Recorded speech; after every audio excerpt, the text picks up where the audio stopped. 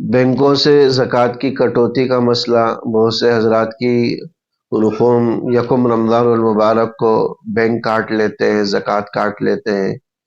بہتر تو یہ ہے کہ ہر آدمی اپنی زکوٰۃ خود ادا کرے، بینک سے کٹوتی نہ کروائے۔ اگر یہ آسانی کے ساتھ ممکن ہو تو اسی کا اہتمام کر لیا جائے، بینک سے کہہ دیا جائے کہ ہماری اموال کی زکوٰۃ نہ کاٹی جائے، ہم خود ادا کریں گے۔ اس میں زیادہ احتیاط ہے، کیونکہ وہ زکوٰۃ کی کٹوتی کے بعد وہ زکوٰۃ سرکاری اداروں میں جاتی ہے، وہ مصارف میں استعمال ہوتی ہے نہیں ہوتی ہے، صحیح مصرف میں صحیح جگہ، اس کا ہمیں علم نہیں ہے۔ اس لیے بہتر یہ ہے کہ ہر آدمی اپنی زکوٰۃ خود ادا کرے، بینک سے نہ کٹوائے۔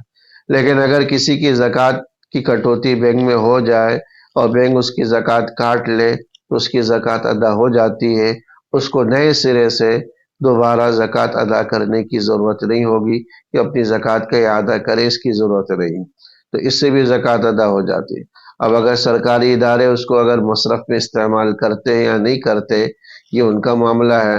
اگر وہ مصرف میں استعمال نہیں کریں گے تو وہ گنہگار ہوں گے، اس سے آپ کی زکوٰۃ میں کوئی فرق نہیں پڑے گا۔ لہٰذا اگر بینک آپ کی زکوٰۃ کی کٹوتی کر لیتا ہے تو زکوٰۃ آپ کی ادا ہو جائے گی، اعادے کی یا زکوٰۃ کو نئے سرے سے ادا کرنے کی ضرورت نہیں ہوگی۔